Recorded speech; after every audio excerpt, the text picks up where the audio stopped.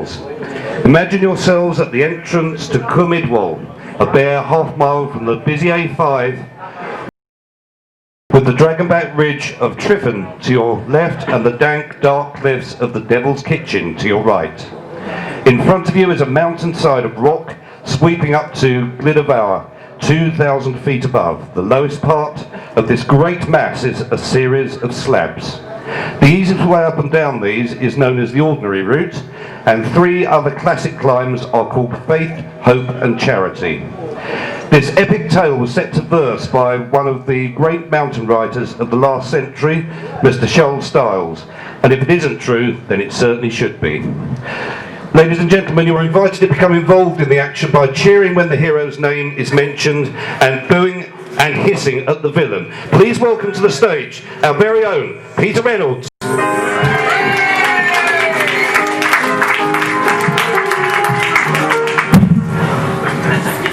I'll tell you the tale of a climber, a drama of love on the crags, a story to pluck at your heartstrings and tear your emotions to rags.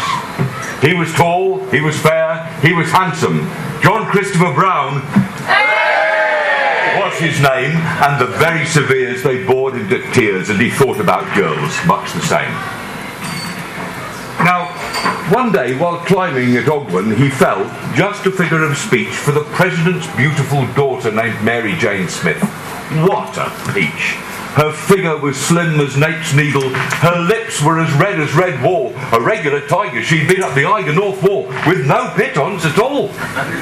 Now Mary had several suitors, but never a one she would take, but it seemed that she favoured one fellow, a villain named Reginald Hake.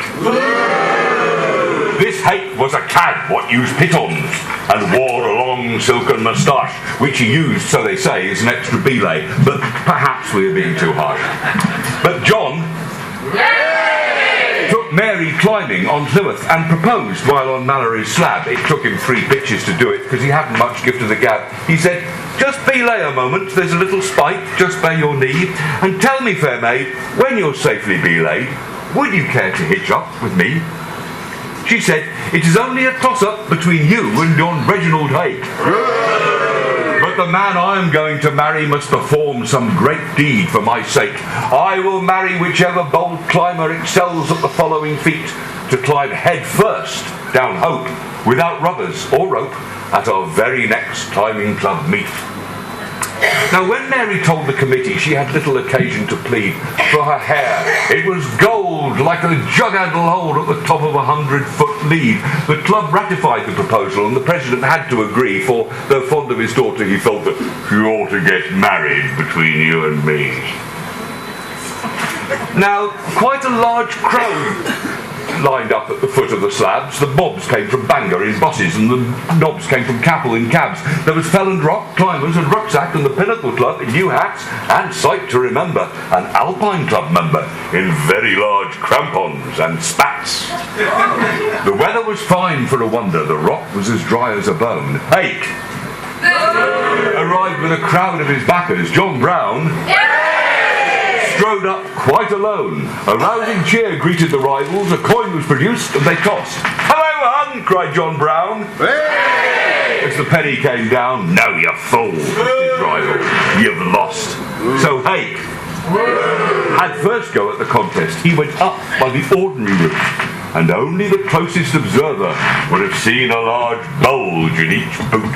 Head first he came down the top pitches, applying his moustache as a brake, and he didn't relax till he passed the twin cracks, and the crowd shouted, "Attaboy, Hake!" At the foot of the slabs, Hake stood sneering and draining a bottle of scotch. "Your time was 10 seconds, the president cried, consulting the treasurer's watch. "Now, Brown, if you'd win, you must beat that." Our hero's sang-froid was sublime. He took one look at Mary, and light as a fairy, ran up to the top of the climb.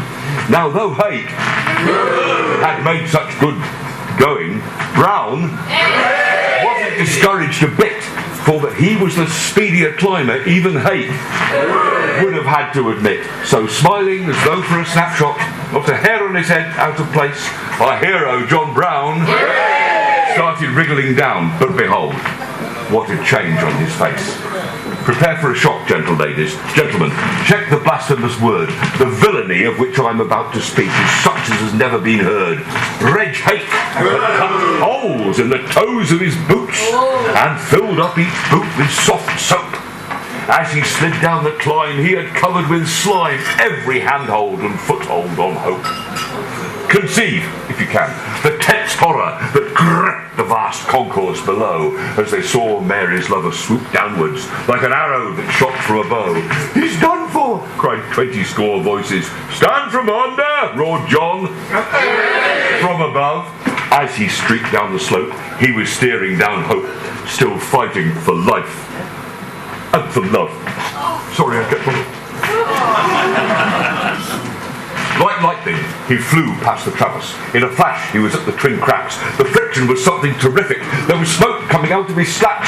He bounced on the ledge at the top of pitch 2 and cartwheeled right over the edge. A cry of "He's done!" came from all except one, and that one, of course, was Hake. But it's not the expected that happens, in this sort of story at least, for just as John thought he was done for, he found that his motion had ceased. His braces, pre-war and elastic, had caught on the small rocky knob, and so, safe and sound, he came gently to ground mid the deafening cheers of the mob. "Your time was 5 seconds, the President cried. 'She's yours, my boy, take her, you win.' 'My hero,' breathed Mary, and kissed him as Hake drained a bottle of gin and tugged his moustache as he muttered, 'Aha! My advances you spurn. Curse the chap that wins races by using his braces,' and slunk away, ne'er to return." They were married at the church of St. Gabro, and the vicar, quite carried away, did a hand traverse into the pulpit and shouted out, "Let us belay." John put the ring on Mary's finger. Sapling it was, made of steel, and they walked to the taxes neath an arch of ice axes, and the bells they started to peal. The morals to be gained from this story are many, I'm happy to say. It's virtue that wins in the long run. Long silken moustaches don't pay. Keep the head uppermost while you're climbing. If you must slide, be on a rope. Beware of the places that sell you cheap braces, and the fellow who uses soft soap.